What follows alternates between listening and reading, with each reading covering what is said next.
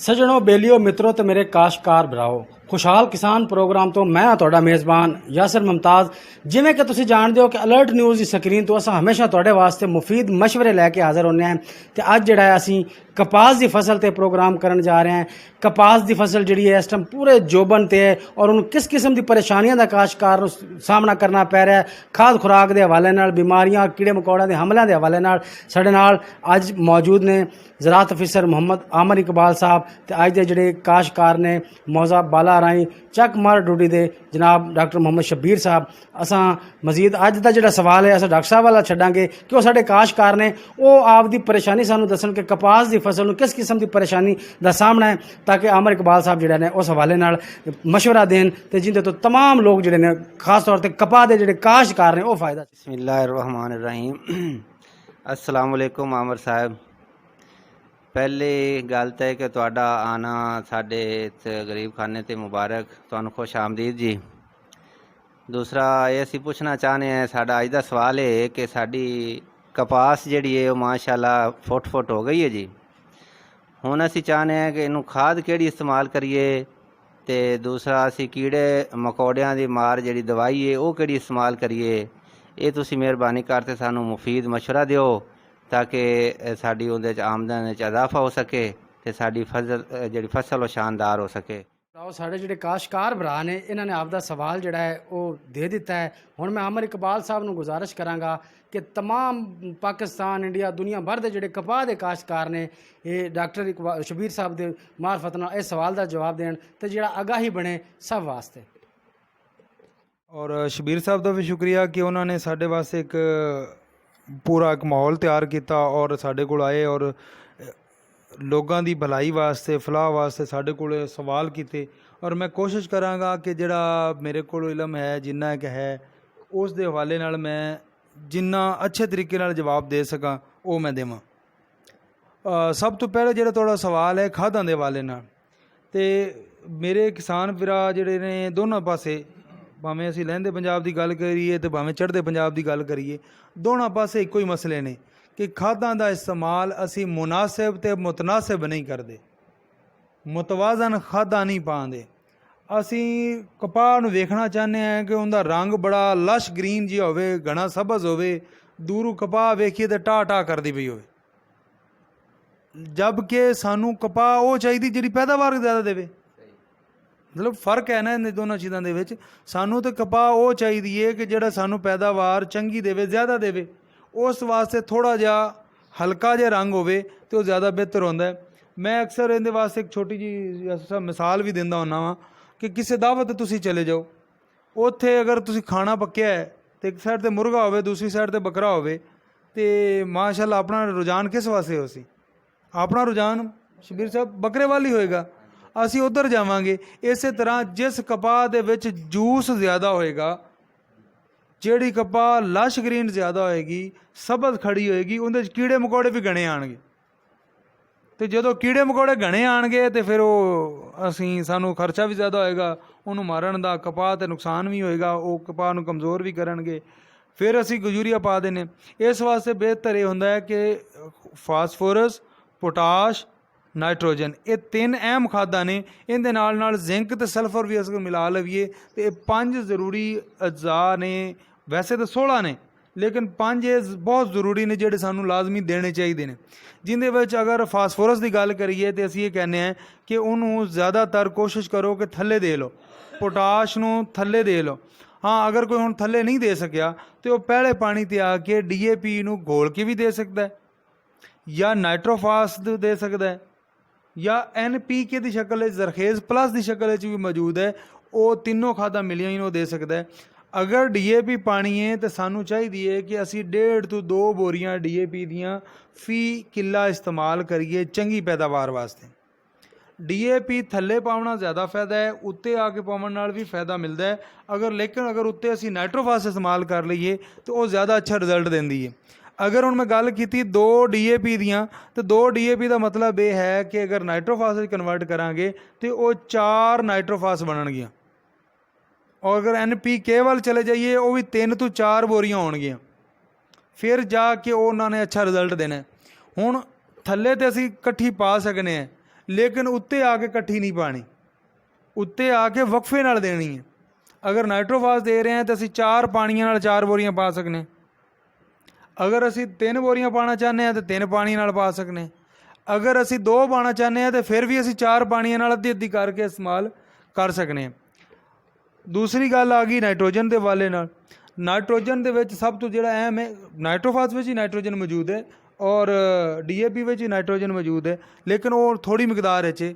ਹੁਣ ਅਸੀਂ ਯੂਰੀਆ ਵੀ ਚਾਹੀਦੀ ਹੈ, ਨਾਈਟ੍ਰੋਜਨ ਜਿਹੜੀ ਯੂਰੀਆ ਦੀ ਸ਼ਕਲ ਵਿੱਚ ਹੈ ਜਾਂ ਨਾਈਟ੍ਰੇਟ ਦੀ ਸ਼ਕਲ ਵਿੱਚ ਹੈ, ਉਹ ਵੀ ਫਸਲ ਨੂੰ ਚਾਹੀਦੀ ਹੈ। ਅਤੇ ਉਹ ਅਸੀਂ ਕਿਵੇਂ ਦੇਵਾਂਗੇ? ਉਹਦਾ ਤਰੀਕਾਕਾਰ ਇਹ ਹੁੰਦਾ ਹੈ ਕਿ ਤੁਸੀਂ ਵੇਖੋ, ਜਦੋਂ ਭਰਪੂਰ ਫੁੱਲ ਗੁੱਡੀ ਆਉਣਾ ਸ਼ੁਰੂ ਹੋ ਜਾਵੇ, ਚੁੰਡੀਆਂ ਵੀ ਲੱਗੀਆਂ ਖੜੀਆਂ ਨੇ, ਫੁੱਲ ਵੀ ਲੱਗੇ ਖੜੋਤੇ ਨੇ ਔਰ ਗੁਲਾਬੀ ਫੁੱਲ ਵੀ ਨਜ਼ਰ ਆਉਣੇ ਸ਼ੁਰੂ ਹੋ ਗਏ ਨੇ ਔਰ ਕੁਛ ਕਿਧਰੇ ਛੋਟੇ ਛੋਟੇ ਟੈਂਡੇ ਬਣਨੇ ਵੀ ਸ਼ੁਰੂ ਹੋ ਗਏ ਨੇ।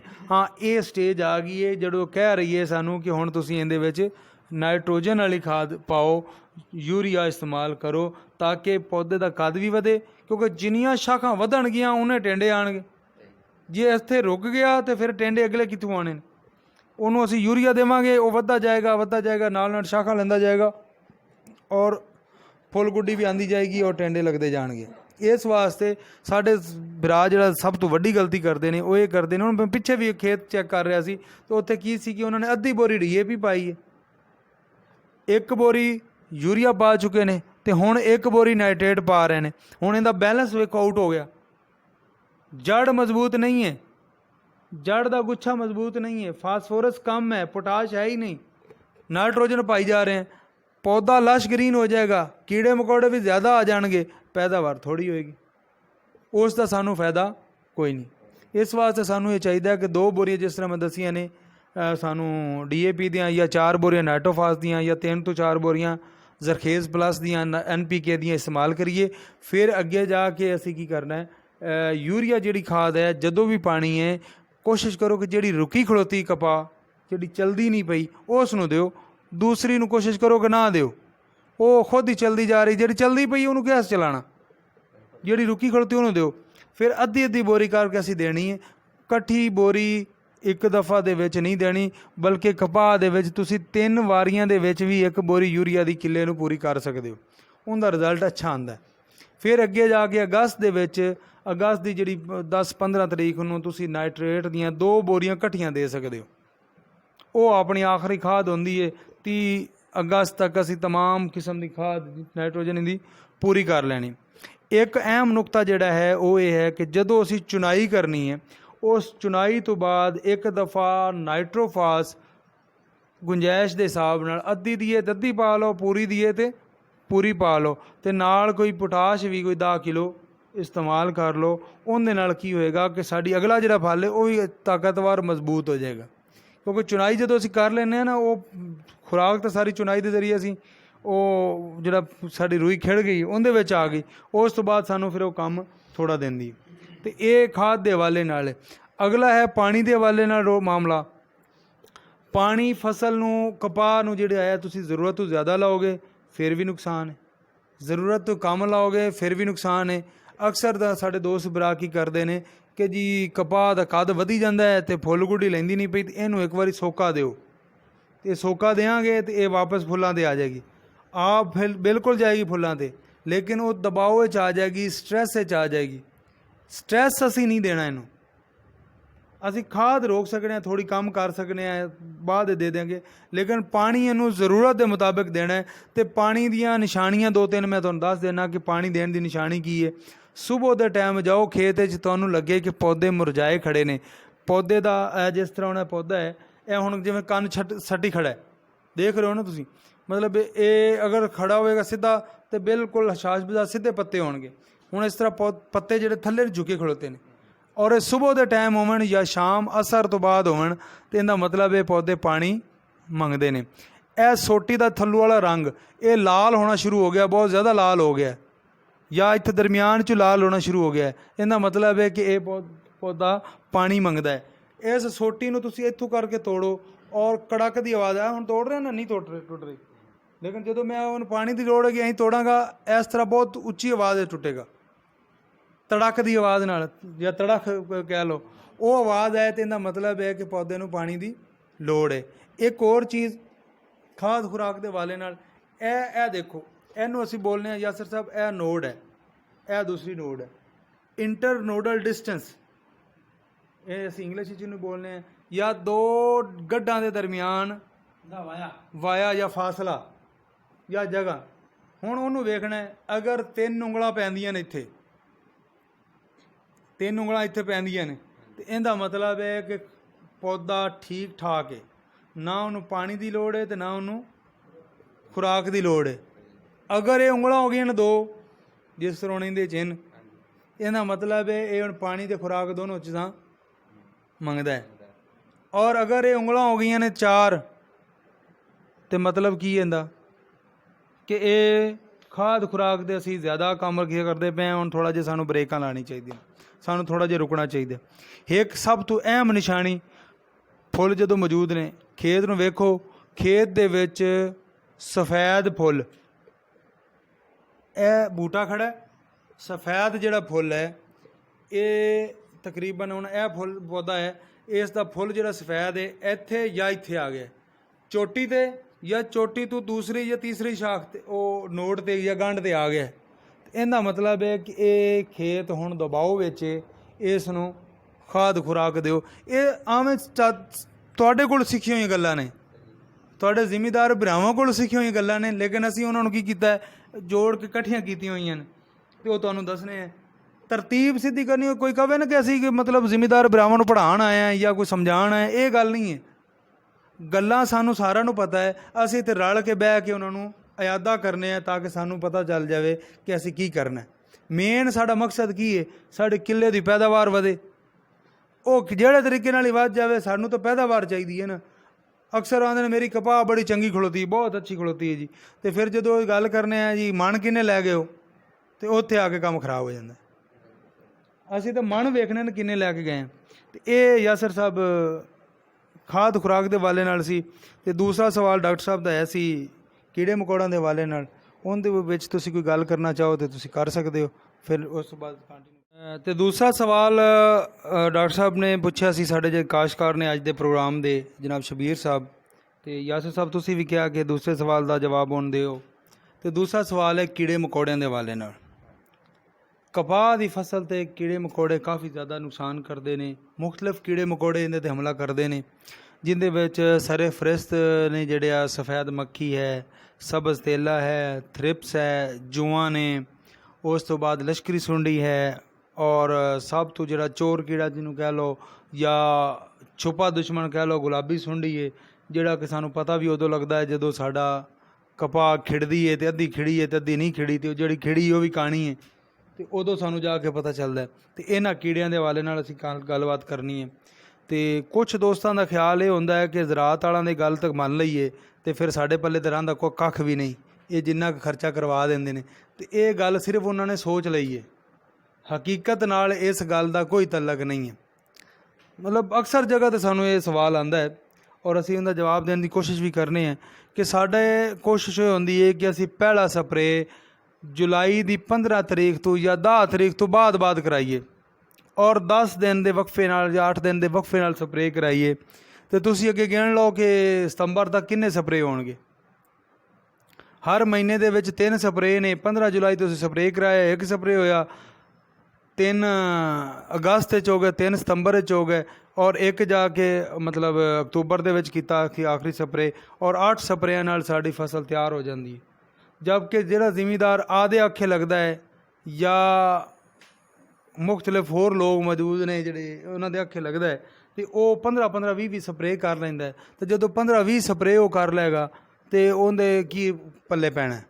ਦੂਸਰੀ ਗੱਲ ਹੈ ਕਿ ਜਿਸ ਤਰ੍ਹਾਂ ਮੈਂ ਪਹਿਲੇ ਸਵਾਲ 'ਤੇ ਬੜਾ ਜ਼ੋਰ ਲਾਇਆ ਸੀ ਖਾਦਾਂ ਦੇ ਹਵਾਲੇ ਨਾਲ, ਕਮਜ਼ੋਰ ਪੌਦੇ ਹੋਣਗੇ ਅਤੇ ਬਿਮਾਰੀ ਅਤੇ ਕੀੜਾ ਵੀ ਜ਼ਿਆਦਾ ਲੱਗੇਗਾ, ਉਹਦਾ ਨੁਕਸਾਨ ਵੀ ਜ਼ਿਆਦਾ ਹੋਏਗਾ, ਪੈਦਾਵਾਰ ਵੀ ਕੰਮ ਆਏਗੀ। ਅਗਰ ਤਾਕਤਵਰ ਹੋਏਗਾ, ਉਹਨੂੰ ਖਾਦ ਖੁਰਾਕ ਉਹਨੂੰ ਦਿੱਤੀ ਹੋਏਗੀ, ਅਤੇ ਥੋੜ੍ਹੇ ਬਹੁਤੇ ਕੀੜਿਆਂ ਨੂੰ ਉਹ ਸਮਝੇਗਾ ਵੀ ਨਹੀਂ, ਉਹ ਖੰਨੇਗਾ ਵੀ ਨਹੀਂ, ਔਰ ਉਹ ਚੱਲਦਾ ਰਹੇਗਾ, ਔਰ ਪੈਦਾਵਾਰ ਸਾਨੂੰ ਫਿਰ ਵੀ ਦੇ ਜਾਏਗਾ। ਇਸ ਤਰ੍ਹਾਂ ਦੇ ਲੋਕ ਵੀ ਮੌਜੂਦ ਨੇ। ਮੈਂ ਮਤਲਬ ਔਨ-ਏਅਰ ਕਹਿਣਾ ਚਾਹ ਰਿਹਾ ਵੀ ਇਸ ਤਰ੍ਹਾਂ ਦੇ ਲੋਕ ਵੀ ਮੌਜੂਦ ਨੇ ਜਿਹੜੇ 4 ਤੋਂ 5 ਸਪਰੇਅ ਸਿਰਫ ਕਰਦੇ ਨੇ, 7 ਸਪਰੇਅ ਕਰਦੇ ਨੇ, 8 ਕਰਦੇ ਨੇ, ਔਰ ਪੈਦਾਵਾਰ 30-35 ਮਣ ਲੈਂਦੇ ਨੇ। ਸਾਨੂੰ ਜ਼ਰੂਰਤ ਨਹੀਂ। ਅਸੀਂ ਇੱਕ ਛੋਟਾ ਜਿਹਾ ਕੀੜਾ ਦੇਖਿਆ, ਇੱਕ ਪੱਤਾ ਖਰਾਬ ਹੋਇਆ, ਭੱਜ ਗਿਆ ਅਸੀਂ ਆੜ੍ਹਤੀ ਕੋਲੋਂ, ਉਹਦੇ ਕੋਲ ਜਿਹੜਾ ਸਪਰੇਅ ਪਿਆ ਉਹਨੇ ਚੁੱਕਣਾ, ਚੁੱਕ ਕੇ ਸਾਨੂੰ ਦੇ ਦੇਣਾ, ਅਸੀਂ ਲਿਆ ਕੇ ਮਾਰ ਦੇਣਾ। ਉਹ ਚਾਹੇ ਉਸ ਕੀੜੇ ਦਾ ਹੈ ਜਾਂ ਉਹ ਨਹੀਂ ਹੈ। ਦੂਸਰੀ ਗੱਲ, ਜਿਸ ਤਰ੍ਹਾਂ ਸ਼ਬੀਰ ਸਾਹਿਬ ਨੇ ਵੀ ਇੱਥੇ ਗੱਲ ਕੀਤੀ ਆਫ ਦੇ ਰਿਕਾਰਡ, ਅਸੀਂ ਜਦੋਂ ਬੈਠੇ ਸੀ ਤੇ ਉਹਨਾਂ ਨੇ ਇੱਕ ਸਵਾਲ ਕੀਤਾ। ਮੈਂ ਕਿਹਾ ਜੀ ਮੈਂ ਸੋਚਿਆ ਸੀ ਕਿ ਜਦੋਂ ਮੈਂ ਆਨਲਾਈਨ ਹੋਵਾਂਗਾ ਤਾਂ ਫਿਰ ਜਵਾਬ ਦਿਆਂਗਾ। ਤੇ ਉਹ ਇਹ ਹੈ ਕਿ ਅਸੀਂ ਆੜ੍ਹਤੀ ਤੋਂ ਜਾਨ ਛੁਡਾਈਏ। ਆੜ੍ਹਤੀ ਸਾਡਾ ਖੈਰ ਖਾ ਵੀ ਹੈ ਤੇ ਸਾਡਾ ਦੁਸ਼ਮਣ ਵੀ ਹੈ, ਦੋਨੋਂ ਗੱਲਾਂ ਨੇ। ਜਦੋਂ ਅਸੀਂ ਫਸੇ ਪਏ ਹੁੰਦੇ ਹਾਂ ਨਾ, ਸਾਨੂੰ ਕਿਸੇ ਪਾਸੇ ਕੋਈ ਰਾਹ ਨਹੀਂ ਹੁੰਦਾ, ਤੇ ਸਾਨੂੰ ਖਾਦ ਖੁਰਾਕ ਉਹ ਹੀ ਦਿੰਦਾ। ਥੋੜੀ ਦੇਵੇ, ਘਣੀ ਦੇਵੇ, ਚੰਗੀ ਦੇਵੇ, ਮੰਦੀ ਦੇਵੇ, ਸਾਡਾ ਆਸਰਾ ਜਾ ਕੇ ਉਹੀ ਬਣਦਾ। ਜਦੋਂ ਬੈਂਕ ਵੀ ਨਹੀਂ ਦੇ ਰਿਹਾ, ਕੋਈ ਹੋਰ ਪਾਸਾ ਵੀ ਨਹੀਂ ਲੱਭ ਰਿਹਾ, ਦੋਸਤ ਯਾਰ ਵੀ ਨਹੀਂ ਦੇ ਰਿਹਾ, ਤੇ ਫਿਰ ਆੜ੍ਹਤੀ ਕਹਿੰਦਾ ਲੈ ਬਈ ਆ ਲੈ ਜਾ। ਉਹ ਫਿਰ ਉਹ ਪਰਸੈਂਟ ਵਗੈਰਾ ਤੁਹਾਨੂੰ ਪਤਾ ਹੈ ਉਹ ਸਾਰੇ ਲਾਣੇ ਹੀ ਲਾਣੇ ਨੇ ਉਹਨੇ। ਲੇਕਿਨ ਅਗਰ ਅਸੀਂ ਥੋੜ੍ਹੀ ਜਿਹੀ ਹਿੰਮਤ ਕਰ ਲਈਏ, ਬੇਸਿਕਲੀ ਤਾਂ ਅਸੀਂ ਆਪ ਆਪਣੇ ਦੁਸ਼ਮਣ ਹੋਏ ਪਏ। ਅਸੀਂ ਕਦੇ ਸੋਚਿਆ ਹੀ ਨਹੀਂ ਕਿ ਨਕਦ ਅਸੀਂ ਲਵਣਾ ਹੈ। ਸਾਡਾ ਜ਼ਿਹਨ ਹੀ ਹੁੰਦਾ ਹੈ ਕਿ ਅਸੀਂ ਬੀ ਤੇ ਜਿਹੜਾ ਹੈ ਨਾ ਸਪਰੇਅ ਖਾਦ, ਇਹ ਤਾਂ ਉਧਾਰ ਹੀ ਲੈਣੀ ਹੈ। ਫਸਲ ਚੰਗੀ ਹੋਈ ਤਾਂ ਦੇ ਦਿਆਂਗੇ, ਨਹੀਂ ਤਾਂ ਉਹ ਸਾਡੇ ਮਗਰ ਅਸੀਂ ਉਹਦੇ ਅੱਗੇ ਕੰਮ ਚੱਲਦਾ ਰਹੇਗਾ। ਔਰ ਇਹ ਹਕੀਕਤ ਹੈ, ਮਤਲਬ ਇਹਦੇ 'ਚ ਕੋਈ ਮੈਂ ਉਹ ਢੱਕੀ ਛੁਪੀ ਲਫ਼ਜ਼ ਗੱਲ ਨਹੀਂ ਕਰ ਰਿਹਾ। ਤੇ ਜਦੋਂ ਇਹ ਉਹਨੂੰ ਪਤਾ ਹੋਵੇ ਕਿ ਸਾਨੂੰ ਪੈਸੇ ਲੱਭਣੇ ਨੇ ਕਿ ਨਹੀਂ ਲੱਭਣੇ, ਤੇ ਫਿਰ ਉਹ ਪਰਸੈਂਟ ਵੀ ਜ਼ਰੂਰਤ ਤੋਂ ਜ਼ਿਆਦਾ ਲਾਉਂਦਾ। ਤੇ ਇਸ ਵਾਸਤੇ ਜ਼ਰਾਅਤ ਵਾਲੇ ਜਿਹੜੇ ਨੇ ਇਹ ਕੀੜੇ ਦੀ ਪਹਿਚਾਣ ਕਰਾਉਂਦੇ ਨੇ, ਤੁਹਾਨੂੰ ਦੱਸਦੇ ਨੇ ਕਿ ਆਹ ਫਲਾਣਾ ਕੀੜਾ ਹੈ ਤੇ ਇਹਦੇ ਵਾਸਤੇ ਫਲਾਂ ਦਵਾਈ ਕਰਨੀ ਹੈ। ਤੇ ਹੁਣ ਪਹਿਲੇ ਹਮਲਾ ਹੁੰਦਾ ਹੈ, ਜਿਸ ਤਰ੍ਹਾਂ ਗਰਮ ਮੌਸਮ ਸੀ, ਇਹਦੇ ਵਿੱਚ ਥ੍ਰਿਪਸ ਔਰ ਮਾਈਟਸ, ਇਹ ਦੋ ਦਾ ਹਮਲਾ ਹੋ ਰਿਹਾ। ਮਾਈਟਸ ਜ਼ਿਆਦਾਤਰ ਉਹਨਾਂ ਏਰੀਆ 'ਚ ਹੁੰਦੀ ਹੈ ਜਿੱਥੇ ਧੂੜ ਉੱਡਦੀ ਹੋਵੇ, ਨਾਲ ਸੜਕ ਹੈ, ਉਹ ਲੋਕ ਲੰਘ ਰਹੇ ਨੇ, ਧੂੜ ਉੱਡ ਕੇ ਉੱਥੇ ਪੈ ਰਹੀ ਹੈ, ਜਾਂ ਉਹ ਗਰਮੀ ਦਾ ਬਹੁਤ ਜ਼ਿਆਦਾ ਹਬਸ ਪੈ ਰਿਹਾ ਹੈ, ਔਰ ਪੌਦੇ ਨੂੰ ਪਾਣੀ ਵੀ ਅਸੀਂ ਵਾਹਵਾ ਦਿਨ ਹੋ ਗਏ ਨਹੀਂ ਲਾਇਆ, ਬਾਰਿਸ਼ਾਂ ਨਹੀਂ ਹੋ ਰਹੀਆਂ, ਤਾਂ ਉੱਥੇ ਆ ਕੇ ਮਾਈਟ ਦਾ ਹਮਲਾ ਹੋ ਜਾਂਦਾ ਹੈ। ਅਤੇ ਮਾਈਟ ਦੇ ਨਾਲ ਕੀ ਹੁੰਦਾ ਕਿ ਉਹ ਪੱਤਾ ਉਲਟ ਕਰਕੇ ਤੁਸੀਂ ਵੇਖੋ ਅਤੇ ਉਹਦੇ 'ਤੇ ਬਿਲਕੁਲ ਇੰਝ ਨਾ ਜਾਲਾ ਜਿਹਾ ਬਣ ਜਾਂਦਾ। ਔਰ ਉਹਨੂੰ ਗੌਰ ਨਾਲ ਵੇਖਾਂਗੇ ਤੇ ਰੱਤੇ ਰੰਗ ਦੀ ਜਾਂ ਪੀਲੇ ਰੰਗ ਦੀ, ਦੋ ਰੰਗਾਂ ਦੀ ਜਿਹੜੀ ਸਾਨੂੰ ਮਾਈਟ ਨਜ਼ਰ ਆਏਗੀ। ਔਰ ਉਹਨੂੰ ਗੌਰ ਨਾਲ ਵੇਖਾਂਗੇ ਤਾਂ ਉਹਦੀ ਉੱਤੇ ਜਿਹੜੇ ਜਿਲਦ ਹੈ ਉਤਲੀ ਸਾਈਡ 'ਤੇ ਉਹਨੂੰ ਗਹਿਰੇ ਧੱਬੇ ਹੁੰਦੇ ਨੇ, ਉਹਦੇ ਨਾਲ ਪੱਤੇ ਬਹੁਤ ਜਲਦੀ ਨਾਲ ਖੁਸ਼ਕ ਹੋਣਾ ਸ਼ੁਰੂ ਹੋ ਜਾਂਦੇ ਨੇ। ਇਹਦੇ ਬਾਰੇ ਕਿਹਾ ਜਾਂਦਾ ਹੈ ਕਿ ਜਦੋਂ ਨੁਕਸਾਨ ਦੀ ਅਲਾਮਤ ਤੁਹਾਨੂੰ ਜ਼ਾਹਿਰ ਹੋਣੀ ਸ਼ੁਰੂ ਹੋਵਣ ਤਾਂ ਤੁਸੀਂ ਕੋਈ ਮਾਈਟਸ ਦੇ ਹਵਾਲੇ ਨਾਲ ਸਪਰੇਅ ਕਰ ਦਿਓ। ਮਾਈਟ ਦਾ ਪਹਿਲਾ ਸਪਰੇਅ ਸਾਦੇ ਪਾਣੀ ਨਾਲ ਕਰ ਦਿਓ, ਕੋਈ ਸ਼ੈ ਨਾ ਪਾਓ, ਪ੍ਰੈਸ਼ਰ ਵਾਲੀ ਮਸ਼ੀਨ ਹੋਵੇ, ਸਾਦੇ ਪਾਣੀ ਨਾਲ ਸਪਰੇਅ ਕਰ ਦਿਓ, ਕਵਰ ਹੋ ਜਾਂਦਾ। ਦੂਸਰੀ ਵਾਰੀ ਕੀ ਕਰੋ, ਬਾਈਫੈਂਥਰੀਨ ਦਾ ਸਪਰੇਅ ਕਰ ਸਕਦੇ ਹੋ। ਓਬੀਰਾਨ ਦੇ ਨਾਮ ਤੋਂ ਦਵਾਈ ਮੌਜੂਦ ਹੈ ਬਾਇਰ ਕੰਪਨੀ ਦੀ, ਉਹ ਕੀਤੀ ਜਾ ਸਕਦੀ ਹੈ। ਇਸੇ ਤਰ੍ਹਾਂ ਹੈਗਜ਼ਾਥਾਇਓਕਸ ਦੇ ਨਾਮ ਤੋਂ ਦਵਾਈ ਮੌਜੂਦ ਹੈ, ਉਹ ਕੀਤੀ ਜਾ ਸਕਦੀ ਹੈ। ਐਸੀਫੇਟ ਤੱਕ ਕੀਤਾ ਜਾ ਸਕਦਾ, ਲੇਕਿਨ ਐਸੀਫੇਟ ਤੋਂ ਮੈਂ ਮਨਾ ਕਰਾਂਗਾ ਕਿ ਉਹ ਇਸ ਸਟੇਜ 'ਤੇ ਤੁਸੀਂ ਨਾ ਕਰੋ। ਔਰ ਵੀ ਮੁਖਤਲਿਫ ਦਵਾਈਆਂ ਮੌਜੂਦ ਨੇ ਇਹਨੂੰ ख़त्म ਕਰਨ ਵਾਸਤੇ ਹੋ ਜਾਂਦੀ ਹੈ। ਥ੍ਰਿਪਸ ਵੀ ਕੀੜਾ ਜ਼ਿਆਦਾ ਹੈ। ਅਗਰ 25 ਪੌਦੇ ਵੇਖੋ, ਕਿੰਨੇ ਪੌਦੇ ਵੇਖਣੇ ਨੇ? 25। ਇੱਕ ਖੇਤ ਦੇ ਵਿੱਚ ਜਾਣਾ ਹੈ, ਜਾਂ ਤਾਂ ਇਹ ਖੇਤ 'ਚ ਜਾਓ ਇਸ ਤਰ੍ਹਾਂ ਸਿੱਧੇ ਚਲੇ ਜਾਓ, ਜਾਂ ਇਸ ਤਰ੍ਹਾਂ ਜਾ ਕੇ ਇਸ ਤਰ੍ਹਾਂ ਜ਼ਿਗ ਜ਼ੈਗ ਤਰੀਕੇ ਨਾਲ ਚਲੇ ਜਾਓ। ਇੱਕ ਨੁੱਕਰ ਤੋਂ ਦਾਖਲ ਹੋਣਾ, ਦੂਸਰੀ ਨੁੱਕਰ ਤੋਂ ਨਿਕਲਣਾ। 5 ਏਕੜ ਦਾ ਬਲਾਕ ਹੈ ਤਾਂ ਸਿੱਧਾ ਇੱਕ ਨੁੱਕਰ ਤੋਂ ਦਾਖਲ ਹੋਏ, ਦੂਸਰੀ ਤੋਂ ਨਿਕਲੇ। ਉਸ ਤਰੀਕੇ ਨਾਲ 25 ਪੌਦੇ ਵੇਖਣੇ ਨੇ। ਪਹਿਲਾ ਪੌਦੇ ਦਾ ਉਤਲਾ ਪੱਤਾ, ਦਰਮਿਆਨ ਅਗਲੇ ਦਾ ਦਰਮਿਆਨ ਵਾਲਾ, ਅਗਲੇ ਦਾ ਥੱਲੇ ਵਾਲਾ, ਮੁੜ ਚੌਥੇ ਦਾ ਮੁੜ ਪਹਿਲਾ। ਅਗਰ ਥ੍ਰਿਪਸ ਤੁਹਾਨੂੰ 8 ਤੋਂ 25 ਪੌਦਾ ਦੇ ਨਜ਼ਰ ਆਉਣ, 10 ਦਾ ਮਤਲਬ ਹੈ ਸਾਨੂੰ ਅਗਰ 250 ਨਜ਼ਰ ਆਉਂਦੀ ਹੈ, ਕਿੰਨੇ ਪੱਤੇ? 25 ਪੱਤੇ ਵੇਖੇ, 250 ਆਈ, ਤੇ ਫਿਰ ਅਸੀਂ ਸਪਰੇਅ ਕਰਨਾ ਹੈ। ਜੇ ਇਸ ਤੋਂ ਕਮ ਆਈ ਹੈ ਜਾਂ 8 ਦੇ ਚਲੇ ਜਾਈਏ ਤਾਂ ਫਿਰ ਉਸ ਹਿਸਾਬ ਨਾਲ 200 ਤੱਕ, 210 20 ਤੱਕ ਵੀ ਆ ਗਈ ਹੈ, ਜਾਂ 200 ਦਾ ਹਿੱਸਾ ਕ੍ਰਾਸ ਕਰ ਗਈ ਹੈ, ਤੇ ਫਿਰ ਸਾਨੂੰ ਸੋਚਣਾ ਚਾਹੀਦਾ ਸਪਰੇਅ ਦੇ ਬਾਰੇ। ਅਗਰ ਇਸ ਤੋਂ ਕਮ ਹੈ ਤਾਂ ਸਾਨੂੰ ਸਪਰੇਅ ਨਹੀਂ ਕਰਨਾ ਚਾਹੀਦਾ। ਉਸ ਤੋਂ ਬਾਅਦ ਆ ਗਈ ਸਬਜ਼ ਤੇਲਾ। ਸਬਜ਼ ਤੇਲਾ ਅਗਰ 25 ਨਜ਼ਰ ਆ ਗਏ ਨੇ ਤੇ 25 ਦੇ ਵਿੱਚ ਸਪਰੇਅ ਫਰਜ਼ ਹੋ ਗਿਆ, ਸਾਨੂੰ ਸਪਰੇਅ ਕਰਨਾ ਚਾਹੀਦਾ ਹੈ। ਥ੍ਰਿਪਸ ਕੀ ਕਰਦੀ ਹੈ ਕਿ ਉਹ ਇਸ ਤਰ੍ਹਾਂ ਦਾਤਰੀ ਤਰ੍ਹਾਂ ਉਹਦੇ ਦੰਦੇ ਹੁੰਦੇ ਨੇ, ਖੁਰਚ ਕੇ ਉਹ ਪੱਤੇ ਨੂੰ ਖਾਂਦੀ ਹੈ। ਉਹ ਪੱਤਾ ਉਹ 'ਤੇ ਲੇਸ ਵੀ ਛੱਡਦੀ ਹੈ ਆਪਣੀ। ਉਹ ਉਹਦੇ ਵਿੱਚ ਜਦੋਂ ਰੋਸ਼ਨੀ ਪੈਂਦੀ ਹੈ ਤੇ ਉਹ ਸਿਲਵਰੀ ਕਲਰ ਹੁੰਦਾ, ਸਿਲਵਰ ਦਾ ਜੇ ਕਲਰ ਹੁੰਦਾ, ਇਸ ਤਰ੍ਹਾਂ ਪੌਦੇ ਕੌਲੀ ਬਣਾ ਲੈਂਦੇ ਨੇ, ਉਹ ਖ਼ਰਾਬ ਹੋਣਾ ਚਾਹੁੰਦੇ ਸ਼ੁਰੂ ਹੋ ਜਾਂਦੇ। ਅਤੇ ਤੇਲਾ ਕੀ ਕਰਦਾ? ਤੇਲਾ ਡਾਇਰੈਕਟ ਛਿੱਕ ਨਹੀਂ ਸਕਦਾ ਪਾਣੀ। ਉਹ ਪਹਿਲੇ ਕੀ ਕਰਦਾ? ਡੰਗ ਮਾਰਦਾ। ਡੰਗ ਮਾਰ ਕੇ ਫਿਰ ਆਪਣੇ ਮੂੰਹ 'ਚ ਉਹਦੇ ਤੇਜ਼ਾਬ ਹੁੰਦਾ, ਉਹ ਤੇਜ਼ਾਬ ਉੱਤੇ ਸਿੱਟਦਾ ਹੈ। ਉਸ ਤੇਜ਼ਾਬ ਦੇ ਨਾਲ ਉਹਨੂੰ ਹੱਲ ਕਰਦਾ ਜੂਸ ਨੂੰ, ਤਾਂ ਫਿਰ ਉਹ ਖਾਂਦਾ। ਅਤੇ ਉਸ ਤੇਜ਼ਾਬ ਦੀ ਵਜ੍ਹਾ ਤੋਂ ਉੱਥੋਂ ਪੱਤਾ ਪਾਪੜੀ ਨੁਮਾ ਹੋ ਜਾਂਦਾ। ਉਹ ਜ਼ਿਆਦਾ ਨੁਕਸਾਨ ਹੁੰਦਾ ਹੈ। ਇਸ ਵਾਸਤੇ ਉਹ ਡਬਲ ਨੁਕਸਾਨ ਕਰ ਰਹੇ, ਇੱਕ ਤਾਂ ਰਸ ਚੂਸ ਰਿਹਾ, ਦੂਸਰਾ ਤੇਜ਼ਾਬ ਸਿੱਟ ਰਿਹਾ। ਇਸ ਵਾਸਤੇ 25 ਨਜ਼ਰ ਆ ਗਏ ਨੇ ਤੇ ਸਾਨੂੰ ਸਪਰੇਅ ਕਰ ਦੇਣਾ ਚਾਹੀਦਾ ਹੈ। ਇਹਦੇ ਵਾਸਤੇ ਅਮੀਡਾ ਕਲੋਪਰੇਟ ਤੁਸੀਂ ਕਰ ਸਕਦੇ ਹੋ। ਉਸ ਤੋਂ ਬਾਅਦ ਜਿਹੜਾ ਨਾਈਟਨ ਪੈਰਾਮ ਹੈ ਉਹ ਕਰ ਸਕਦੇ ਹੋ। ਥਾਇਓਮਥੋਕਸਮ ਹੈ, ਇਹ ਸਪਰੇਅ ਕੀਤਾ ਜਾ ਸਕਦਾ ਹੈ। ਇਸ ਤਰ੍ਹਾਂ ਦੇ ਮਜ਼ੀਦ ਵੀ ਸਪਰੇਅ ਮੌਜੂਦ ਨੇ ਜਿਹੜੇ ਕੀਤੇ ਜਾ ਸਕਦੇ ਨੇ ਮੁਖਤਲਿਫ ਕੰਬੀਨੇਸ਼ਨ ਦੇ ਹਿਸਾਬ ਨਾਲ। ਡਾਈਨੋਟੀਫਰਾਨ ਦੇ ਨਾਮ ਤੋਂ ਸਪਰੇਅ ਮੌਜੂਦ ਹੈ, ਫਲੋਨਿਕਾਮਿਡ ਦੇ ਨਾਮ ਤੋਂ ਸਪਰੇਅ ਮੌਜੂਦ ਹੈ। ਇਹ ਸਪਰੇਅ ਅਸੀਂ ਕਰਕੇ ਇਹਨੂੰ ਮਾਰ ਸਕਦੇ ਹਾਂ। ਅੱਗੇ ਆ ਗਿਆ ਸਫੈਦ ਮੱਖੀ। ਅਤੇ ਸਫੈਦ ਮੱਖੀ ਦੇ ਹਵਾਲੇ ਨਾਲ ਇਹ ਹੈ ਕਿ ਤੁਸੀਂ 4 ਤੋਂ 5 ਕਹਿ ਲਓ ਜਾਂ 5 ਹੀ ਕਹਿ ਲਓ, ਬਾਲਗ ਬੱਚੇ ਜਾਂ ਅੰਡੇ ਮਿਲਾ ਕੇ ਜਾਂ ਇਕੱਲੇ 5 ਨਜ਼ਰ ਆ ਗਏ ਨੇ ਇੱਕ ਪੱਤੇ ਤੇ ਸਪਰੇਅ ਕਰਨਾ ਹੈ। ਅਤੇ 25 ਦਾ ਮਤਲਬ ਹੈ 125 ਤੁਹਾਨੂੰ ਨਜ਼ਰ ਆ ਗਏ ਨੇ 25 ਪੌਦਿਆਂ ਦੇ ਵਿੱਚ, ਅਤੇ ਤੁਹਾਨੂੰ ਸਪਰੇਅ ਕਰਨਾ ਚਾਹੀਦਾ। ਅਤੇ ਬਾਕੀ ਗੁਲਾਬੀ ਸੁੰਡੀ ਦੇ ਹਵਾਲੇ ਨਾਲ ਗੱਲ ਇਹ ਹੈ ਕਿ 100 ਫੁੱਲ ਤੁਸੀਂ ਚੈੱਕ ਕੀਤੇ, 100 ਫੁੱਲਾਂ ਦੇ ਵਿੱਚੋਂ 5 ਫੁੱਲਾਂ ਦੇ ਵਿੱਚ ਗੁਲਾਬੀ ਸੁੰਡੀ ਨਜ਼ਰ ਆਈ ਤੇ ਸਪਰੇਅ ਕਰਨਾ। ਅਤੇ ਦੂਸਰਾ ਇੱਕ ਤਰੀਕਾ ਹੁੰਦਾ ਹੈ ਕਿ 100 ਕੱਚੇ ਟਿੰਡੇ ਲਾਓ, ਉਹਨਾਂ ਨੂੰ ਚੀਰੋ, ਉਹਨਾਂ ਦੇ ਵਿੱਚੋਂ ਅਗਰ ਸੁੰਡੀ ਮਿਲਦੀ 5 'ਚ ਤਾਂ ਸਪਰੇਅ ਕਰੋ। ਇਹ ਥੋੜ੍ਹਾ ਜਿਹਾ ਔਖਾ ਕੰਮ ਹੈ, ਅਸੀਂ ਕੋਈ ਨਹੀਂ ਕਰਦੇ। ਅਤੇ ਟਿੰਡਾ ਦੇ ਇੱਕ ਵੀ ਸਾਨੂੰ ਤੋੜਨ ਦਾ ਦਿਲ ਕੋਈ ਨਹੀਂ ਕਰਦਾ। ਅਤੇ ਕਿੱਲੇ 'ਚ ਜੇ ਅਸੀਂ 100 ਤੋੜ ਲਈਏ ਤਾਂ ਫਿਰ ਤਾਂ ਕੰਮ ਹੀ ਹੋਰ ਖ਼ਰਾਬ ਹੋ ਜਾਂਦਾ ਹੈ। ਇਸ ਵਾਸਤੇ ਅਸੀਂ ਥੋੜ੍ਹਾ ਕੰਮ ਕਰਨੇ, ਫੁੱਲਾਂ 'ਤੇ ਥੋੜ੍ਹਾ ਜਿਹਾ ਗੌਰ ਕਰੋ। ਫੁੱਲ 5 ਨਜ਼ਰ ਆ ਗਏ ਤਾਂ ਫਿਰ ਸਾਨੂੰ ਸਪਰੇਅ ਕਰ ਦੇਣਾ ਚਾਹੀਦਾ। ਅਤੇ ਇਹ ਚੰਦ ਹਾਂ, ਇੱਕ ਸਵਾਲ ਹੋਰ ਹੈ ਅੱਜ ਕੱਲ੍ਹ ਜ਼ਿਆਦਾਤਰ ਆ ਰਿਹਾ ਮੁਖਤਲਿਫ ਜਗ੍ਹਾ 'ਤੇ ਕਿ ਸਾਡੀ ਫੁੱਲ ਗੁੱਡੀ ਡਿੱਗ ਰਹੀ ਹੈ, ਔਰ ਅਕਸਰ ਜਗ੍ਹਾ 'ਤੇ ਸਾਨੂੰ ਇਹ ਸ਼ਿਕਾਇਤ ਹੈ। ਉਹਦੇ ਕਈ ਸਾਰੀ ਵਜੂਹਾਤ ਨੇ। ਇੱਕ ਤਾਂ ਖਾਦ ਖੁਰਾਕ ਦੀ ਕਮੀ ਦੀ ਵਜ੍ਹਾ ਤੋਂ ਡਿੱਗਦੀਆਂ ਨੇ।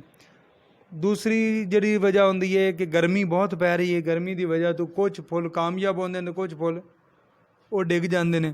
ਬੋਰਾਨ ਦੀ ਕਮੀ ਨਾਲ ਵੀ ਇਹ ਮਸਲਾ ਹੁੰਦਾ ਹੈ, ਪੋਟਾਸ਼ ਦੀ ਕਮੀ ਦੀ ਵਜ੍ਹਾ ਤੋਂ ਵੀ ਇਹ ਮਸਾਇਲ ਆਉਂਦੇ ਨੇ। ਇੱਕ ਕੀੜਾ ਆ ਰਿਹਾ ਜਿਹਨੂੰ ਅਸੀਂ ਪਹਿਲੇ ਦੋਸਤ ਸਮਝਦੇ ਅਸੀਂ। ਇੱਕ ਸਾਡਾ ਦੋਸਤ ਹੈ, ਉਹ ਅਕਸਰ ਕਹਿੰਦਾ ਹੈ ਕਿ ਇਹਨੇ ਦੋਸਤ ਬਣ ਕੇ ਲੁੱਟਿਆ ਸਾਨੂੰ। ਅਤੇ ਉਹ ਜਿਹੜਾ ਕੀੜਾ ਹੈ ਉਹ ਪਹਿਲੇ ਅਸੀਂ ਦੋਸਤ ਸਮਝਦੇ ਸੀ ਉਹਨੂੰ, ਹਾਲਾਂਕਿ ਉਦੋਂ ਵੀ ਦੁਸ਼ਮਣ, ਲੇਕਿਨ ਇੰਨਾ ਨੁਕਸਾਨ ਨਹੀਂ ਪਹੁੰਚਾ ਰਿਹਾ ਸੀ ਕਿ ਜਿਹਨੂੰ ਅਸੀਂ ਉਹ ਐਡਰੈਸ ਕਰੀਏ ਜਾਂ ਉਹਦੇ ਵਾਸਤੇ ਇਲਾਜ ਕਰਦੇ। ਕੰਸੈਪਟ ਕੀ ਹੁੰਦਾ ਸੀ ਸਾਡਾ ਕਿ ਜਿਸ ਸਾਲ ਇਹ ਕੀੜਾ ਜ਼ਿਆਦਾ ਹੋਏਗਾ ਨਾ, ਉਸ ਸਾਲ ਫੁੱਟੀ ਗਣੀ ਹੋਏਗੀ। ਹੁਣ ਵੀ ਮੈਨੂੰ ਲੋਕ ਆਉਂਦੇ ਨੇ ਬਈ ਆਹ ਕੀੜਾ ਆ ਗਿਆ ਇਸ ਦਫਾ, ਅਤੇ ਇਸ ਦਫਾ ਕਪਾਹ ਜਿਹੜੀ ਨਾ ਚੰਗੀ ਹੋਣੀ। ਜਦਕਿ ਹੁੰਦਾ ਕੀ ਸੀ, ਜਿਸ ਸਾਲ ਕਪਾਹ ਗਣੀ ਹੁੰਦੀ ਸੀ ਨਾ, ਉਸ ਸਾਲ ਕੀੜਾ ਗਣਾ ਹੁੰਦਾ ਸੀ, ਅਤੇ ਜਦੋਂ ਉਹਨੂੰ ਖੁਰਾਕ ਮਿਲਣੀ ਉਦੋਂ ਹੀ ਗਣਾ ਹੋਣਾ ਉਹਨੇ, ਮਾਜ਼ਰਤ। ਅਤੇ ਉਹ ਜਿਸ ਸਾਲ ਕਪਾਹ ਜ਼ਿਆਦਾ ਹੋਣੀ ਉਸ ਸਾਲ ਕੀੜਾ ਹੁੰਦਾ ਸੀ। ਇਸ ਕੀੜੇ ਦਾ ਨਾਂ ਹੈ ਕਾਟਨ ਡਸਕੀ ਬੱਗ।